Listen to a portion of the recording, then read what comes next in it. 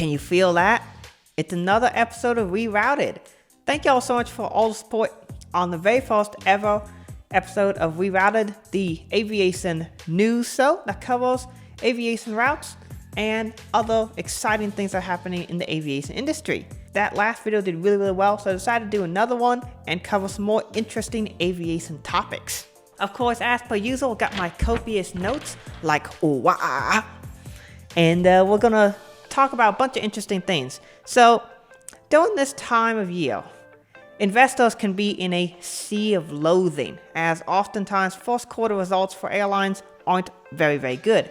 And that was the case for quarter one for 2024. Now, not all airlines have reported, but there have been a bunch of airlines that have reported, particularly the majors have put in their reports, and we're going to take a look at those today and see what those results might indicate for the aviation industry and some of the interesting results that came out of it. Now, Boeing might be having some difficulty in dealing with all the changes that are occurring inside the company right now and living with all these changes. However, they still took a $355 million hit in the first quarter of 2024. A lot of that having to do with the recent MAX 9 incident, and they have just agreed to pay United Airlines and Alaska Airlines for damages for their repairs and out of service time for the 737 MAX 9s. So that'll be another loss for them for quarter two. So another probably very big L coming for them in quarter two. But quarter one, $355 million loss. The biggest one we're going to see of any of the airlines we're going to look at today. American Airlines took the largest hit, taking a $312 million loss, at least the largest of any of the airlines. They took the largest hit, $312 million loss in quarter one 2024. They continue to prove my point that they are not a profitable business and they need to do some changes to return to profitability. But quarter one, not a great look for them at all. Alaska Airlines was at $142 million loss. A lot of that was due to the 737 MAX 9s. Now they are getting repudiation from Boeing in the next quarter, so that should help them a little bit as well. Speaking of MAX 9 operators, United Airlines took a $124 million loss. It was not as bad as the airline had predicted, so their stock actually just went up after their quarterly earnings, which is not usual that a poor result will result in a stock increase, but because it was less than anticipated, their stock actually saw an increase. They are not, though, the major that lost the least amount of money. We're going to cover them here soon. JetBlue lost $76 million, and Hawaiian Airlines lost $109 million. That's the Q1 results. And then we're finally going to cover Southwest. That's the last one I'm going to talk about in terms of the big L's, because I want to talk about them here for a second. Southwest Airlines lost $231 million. That's a significant amount of revenue loss, and they were the second highest in terms of revenue loss. As a result, Southwest Airlines has already announced several changes. And this is one of the things for a company that's very proactive. I like to see that. They're already seeing like, okay, we had these L's, we got to take some W's now. So they're making all the changes because suddenly it changes. Violently it changes sometimes in the market, and they have to be able to cope with those changes. Southwest Airlines, as a result, will be dropping service from 4 different airports. This will include Bellingham in Washington State, Houston George Bush Intercontinental, Syracuse in New York, and Cozumel in Mexico. Now, Cozumel, they basically had almost no service in general. Houston George Bush Intercontinental, they have Houston Harbor. That really is the focus. They only came into Houston George Bush because gate slots opened up during the last pandemic, and they were able to get some decent slots in there. They are also reducing services out of Chicago O'Hare and Atlanta. We'll get that in a second. But the other 2 airports, Bellingham, another one that didn't really have much service and wasn't very successful. And then Syracuse was a market that wasn't doing well for them, so they had to cut that. They had to pick a couple of existing markets that weren't doing well. Syracuse, New York, for whatever reason, just was not performing well in their route network, so they cut that one instead of some other cities. Also, the airline has reduced service out of Chicago O'Hare and Atlanta Hartsfield Jackson. Chicago O'Hare makes sense.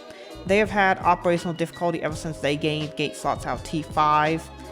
Once again, due to the pandemic, they will gain a bunch of slots out of Terminal 5. I think it's 2 gates and a bunch of slots time for arrival and departure. Now, of course, they have Midway as the big hub there out of the Chicago market. But they also have the ability to fly Chicago O'Hare, which for a lot of people is more convenient. So Chicago O'Hare does actually make sense for them to operate to both there and Midway. But Chicago has had so many challenges in terms of operating in and out of the airport. If the flights are not exactly on time according to schedule, it causes a lot of backups, delays, and problems to occur. So the airline has had difficulty with operating the schedule they've wanted to operate out there, and so as a result, they're pulling back on some of that.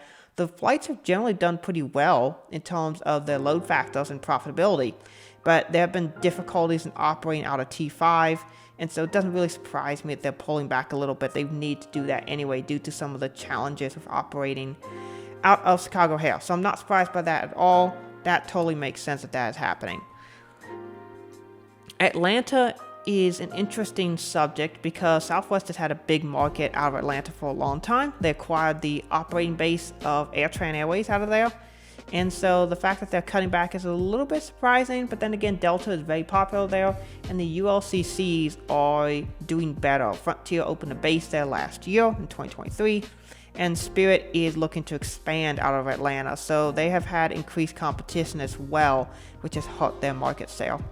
Another thing that should be noted is that Southwest is also having to cut routes due to they're not going to have as many aircraft as they had initially anticipated. Boeing had promised the delivery of 46 737 MAX 8s in 2024.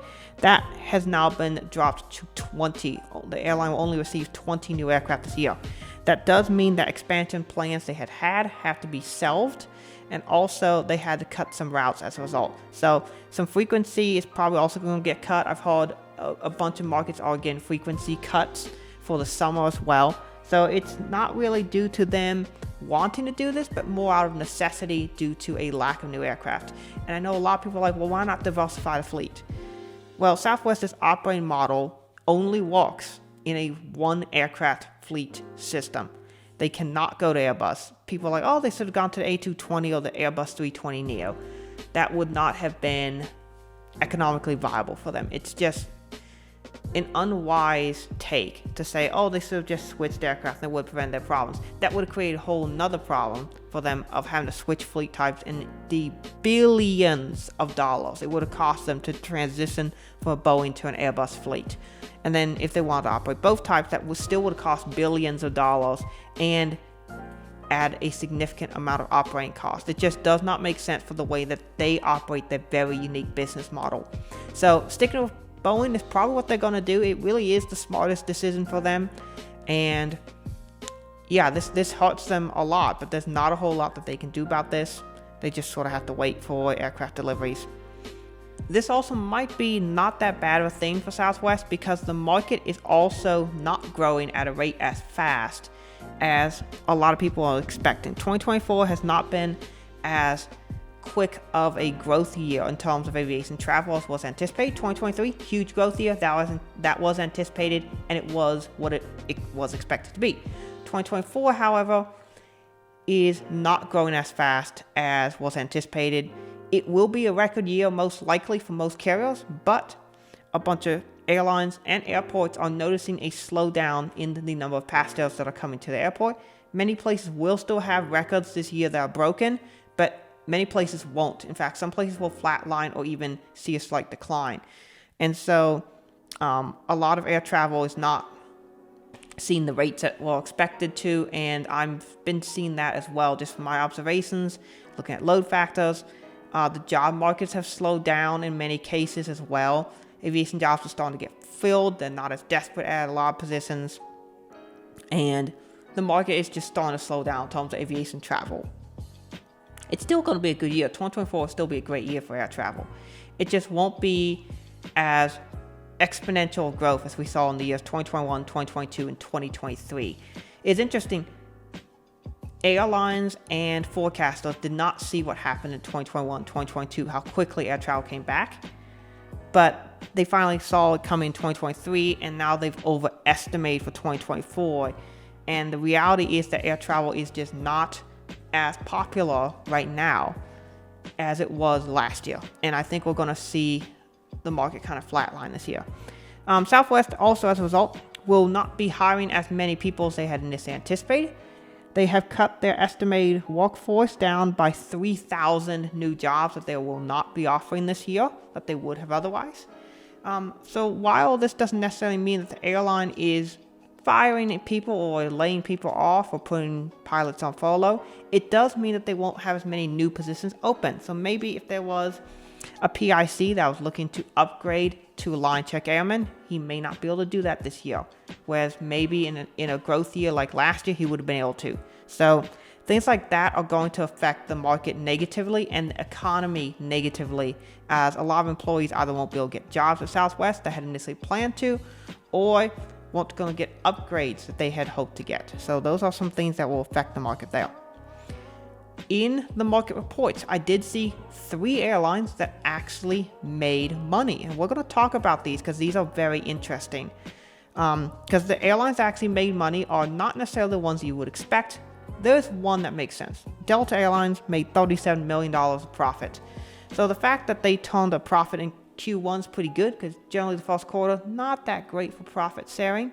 But it was great for Delta Airlines, which is nice. The fact that they were able to survive quarter 1 with a positive return is great for them. They made money. That is good to see. Breeze Airways, they made money. So they made $20 million profit. This is the first quarter the airline has been profitable since they started operations in quarter 2 of 2021. It took the airline 12 quarters to finally have a profitable quarter, but they did finally make it. Breeze Airways made $20 million in profit in quarter 1. I should say a lot of that was aided by their very profitable charter business. They do a lot of, particularly during the fall, winter, and spring.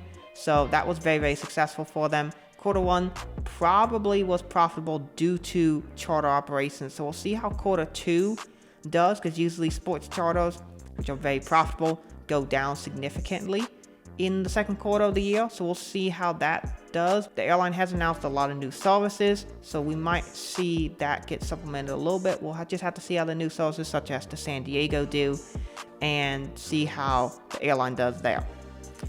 The big surprise winner, quarter 1 2024 most profitable airline in the United States so far, SkyWest Airlines.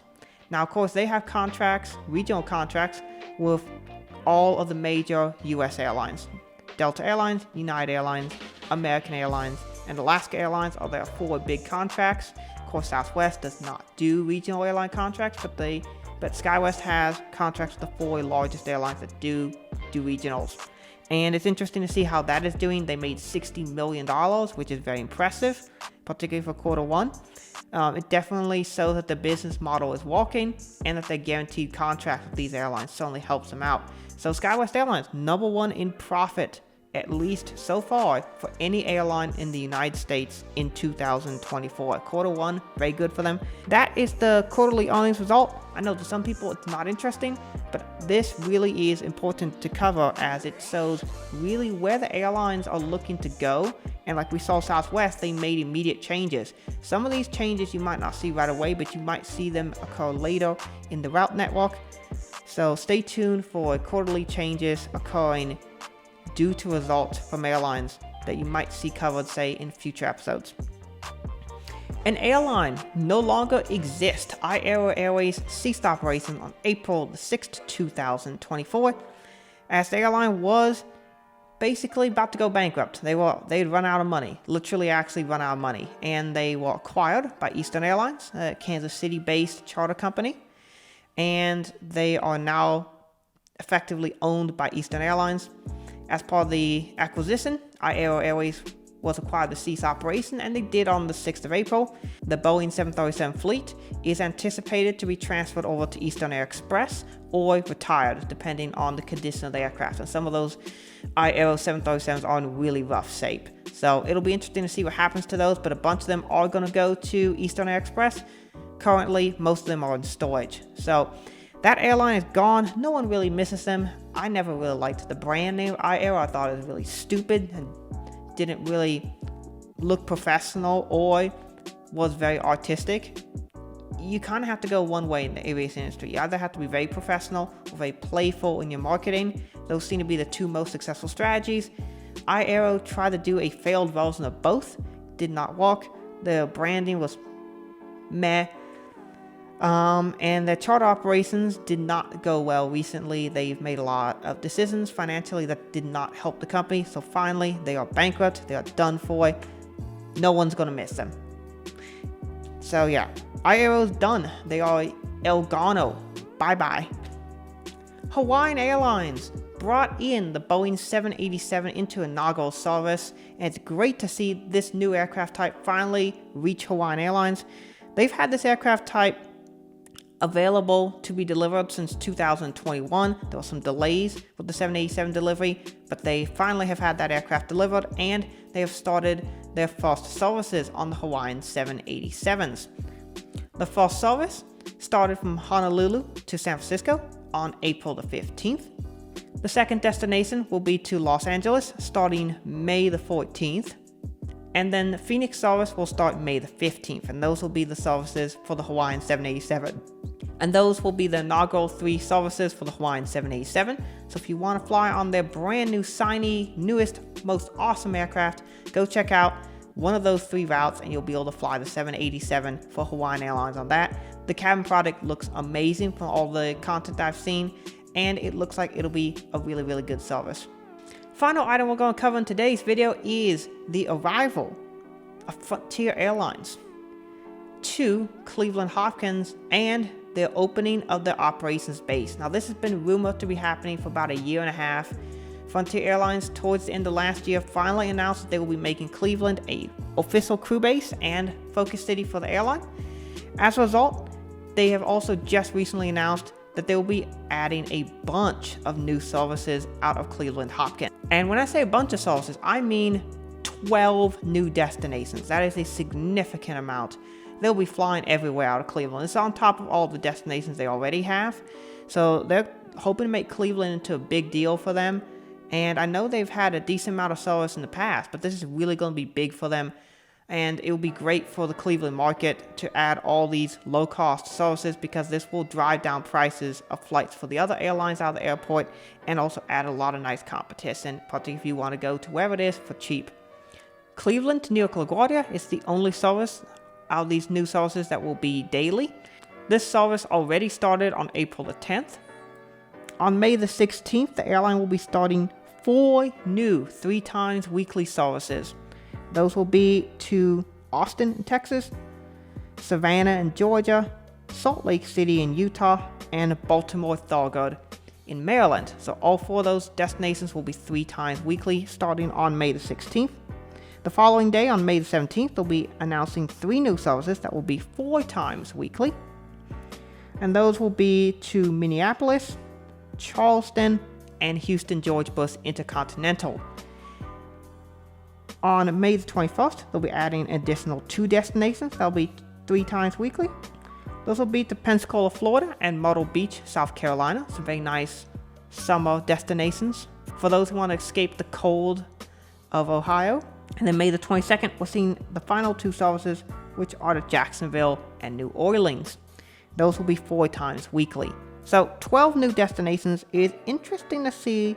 It brings a lot more low-cost service out of Cleveland Hopkins. Regardless of what you think of the actual quality of the service, there is a market for it, and I think it'll do quite well. For those customers who are used to flying on United with their free gate-checked bags and the nice seats and such, hopefully if they start flying Frontier, they won't have too much trouble in living with the changes, dealing with the changes that are going to come with flying Frontier Airlines, but I'm sure they'll be fine. So that's basically it for this episode of Rerouted. I hope you enjoyed it. Did any of you notice the song that I was referencing throughout the entire video? If you did, let me know in the comments below.